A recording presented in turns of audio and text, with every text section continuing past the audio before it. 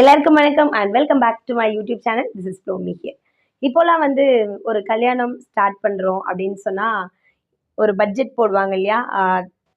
ட்ரெஸ்ஸுக்கு இவ்வளோ ஸ்பெண்ட் பண்ணணும், ஜுவல்லரிஸ்க்கு இவ்வளோ ஸ்பெண்ட் பண்ணணும், சீர்வரிசைக்கு இவ்வளோ ஸ்பெண்ட் பண்ணணும் அப்படின்ற மாதிரி ஃபோட்டோ ஷூட் அப்படின்ற ஒரு விஷயத்துக்கு ஒரு 50,000, ஒரு 30,000, ஒரு 35,000 இப்படி ஸ்பெண்ட் பண்ணியே ஆகணும் அப்படின்னு சொல்லிட்டு எக்ஸாக்டாக கண்டிப்பாக இவ்வளோ அமௌண்ட் இருந்தே ஆகணும் அப்படின்னு சேர்த்தே தான் ப்ரிப்பேர் பண்ணிகிட்ருக்காங்க.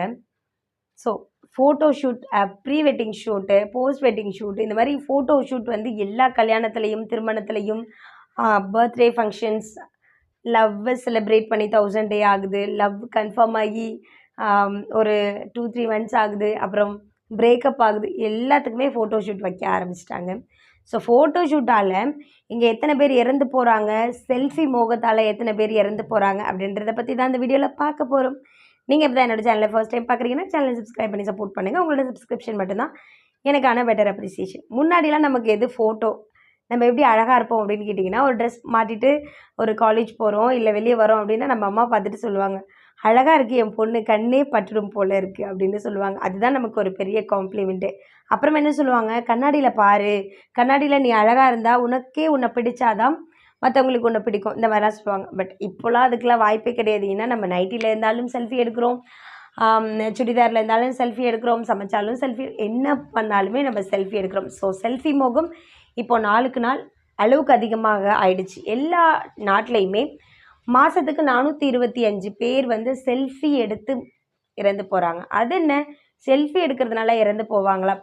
சாதாரணமாக ஃபோன் அப்படி வச்சுட்டு செல்ஃபி எடுக்கிறதுனால யாரும் இறந்து போக மாட்டாங்க. பட் நம்மளோட செல்ஃபி ட்ரெண்ட் ஆகணும், சோஷியல் மீடியாவில் போட்டதுமே லைக்ஸ், வியூஸ் அடிச்சுட்டு போகணும், பிச்சு உதறணும் அப்படின்லாம் நினைக்கிறவங்க என்ன பண்ணுறாங்கன்னா,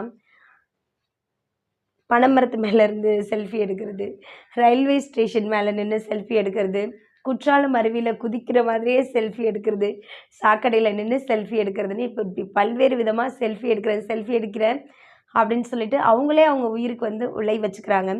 இது கொஞ்சம் சிரிப்பாக இருந்தாலும் உண்மையாலுமே இது சிந்திக்க வேண்டிய விஷயம்தான். உண்மையாலுமே இன்றைக்கி காலையில் நியூஸில் பார்த்தீங்கன்னா, ராஜஸ்தானில் ஒரு கப்பிள்ஸ் கல்யாணம் பண்ணிக்க போகிறவங்க ப்ரீ வெட்டிங் ஷூட்காக மேம்பாலம் இருக்கு இல்லையா, ட்ரெயின் வர ட்ராக் இருக்கு இல்லையா, அங்கே போய் நின்றுட்டு செல்ஃபி எடுக்க போயிருக்காங்க. ஃபோட்டோ எடுத்தது யாருன்னா அவங்களோட மச்சான், தங்கச்சியும் தங்கச்சி வீட்டுக்காரரும் ஃபோட்டோ எடுத்துகிட்டு இருந்திருக்காங்க. ராகுல் அப்படின்றவங்க என்ன பண்ணியிருக்காங்க, அவங்க ஃபியான்சி கூட சரி ஓகே நம்ம போஸ் கொடுக்கலாம் அப்படின்னு சொல்லிட்டு ரயில்வே ட்ராக் மேலே நின்றுட்டு இருந்திருக்காங்க. அவங்க போஸ் கொடுத்துக்கிட்டே இருந்திருக்காங்க, நிறைய ஃபோட்டோஸ் இவங்களும் எடுத்துகிட்டே இருந்திருக்காங்க. பட் சடனாக ட்ரெயின் வந்திருக்கு. ட்ரெயின் வந்ததும் இவங்க 2 பேருக்குமே என்ன பண்ணுறதுனே தெரியல. ஃபோட்டோ எடுத்துகிட்டு இருந்தவங்க என்ன பண்ணியிருக்காங்கன்னா, உயிர் தப்பிச்சா போதுன்னு கேமராவோடவே அவங்களோட தங்கச்சி வீட்டுக்காரங்களும் ஓடி போயிட்டாங்க. பட் ராகுலும் அவங்க ஃபியான்சியும் என்ன பண்ணுறதுன்னு தெரியல, உயிர் ரொம்ப முக்கியம் இல்லையா, என்ன பண்ணுறதுன்னு தெரியாமல் அந்த ரயில்வே ட்ராக்ல இருந்து 90 அடி பள்ளத்தில் விழுந்துட்டாங்க. விழுந்த வேகத்தில் போன்ஸு, மசில்ஸ் எல்லாமே ஃப்ராக்சர் ஆகிருக்கு, டேமேஜ் ஆகிருக்கு, பிரேக்கேஜ் ஆகிருக்கு. அவ்வளோதான், லைஃப் டோட்டல் காலி.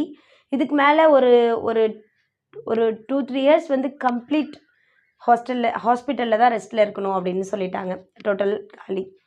அந்த செல்ஃபி எடுத்துகிட்டு இருந்த டைம், அந்த ஃபோட்டோ ஷூட் எடுத்துகிட்டு இருந்த டைம் அந்த ட்ரெயின் ஓட்டிகிட்டு வந்தாங்க இல்லையா, அவங்க என்ன பண்ணியிருக்காங்க, இவங்கள பார்த்துட்டாங்க. சரி ஓகே நம்ம கண்ட்ரோல் பண்ணி எப்படியாவது ஸ்டாப் பண்ணிவிடுவோம், இல்லைனா 2 பேர் இறந்து போயிடுவாங்கன்னு அவங்க ட்ரெயினை பிரேக் அடித்து ஸ்டாப் பண்ண முயற்சி பண்ணியிருக்காங்க. பட் அதுக்குள்ளே அவங்க அவசரப்பட்டு அவ்வளோ தூரத்துலேருந்து கீழே விழுந்து கை கால் உடம்பு ஃபுல்லாகவே செம்மடி. ஸோ இப்போ ஹாஸ்பிட்டலில் இருக்காங்க. 90 அடி தூரத்துலேருந்து விழுந்தால் என்ன ஆகும் அப்படின்ற ஒரு யோசனை கூட இல்லாமல் அந்த இடத்துல போய் நின்று நம்ம ஃபோட்டோ எடுக்கத்தான் வேணுமா அப்படின்ற விஷயத்த அவங்க யோசிச்சிருக்கணும். கூடவே சேர்த்து வீட்டில் உள்ளவங்களாம் இல்லை வேண்டாம் அப்படின்னு சொல்லியிருக்கணும். பட் இப்போலாம் யார் வீட்டில் உள்ளவங்க சொல்கிறத கேட்குறாங்க? சாகசம் பண்ணணும்னு முடிவு பண்ணிட்டா பண்ணி தான் ஆகும். ஸோ சொன்னால் கேட்காதவங்க பட்டு தெளிஞ்சுப்பாங்க. இனிமேல் யாராவது வெட்டிங்க்கு ஃபோட்டோ ஷூட் பண்ணுறேன் அப்படின்னு சாக்கடையில் போய் நிற்கிறது, கேரளாவில் இருக்கவங்களும் அடிக்கடி இதே மாதிரி தப்பு தான் பண்ணிகிட்ருக்காங்க. படகுல ஃபோட்டோ ஷூட் பண்ணுறேன் அப்படின்ற பேரில் அடிக்கடி கப்பிள்ஸாகவும் இல்லை கப்பிள்ஸில் யாராவது ஒருத்தவங்க தண்ணியில் மூழ்கியும் இறந்து போயிட்டுருக்காங்க.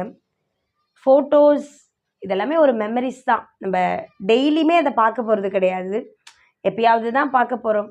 அப்படி இருக்கும் பொழுது அதுக்கு ஏன் இவ்வளோ ஸ்பெண்ட் பண்ணுறதே அதிகம், அதில் இவ்வளவு செலவுகளையும் பண்ணி உயிரையும் கொடுக்கணுமா? யோசிச்சு பாருங்கள். Thank you and two subscribe my channel.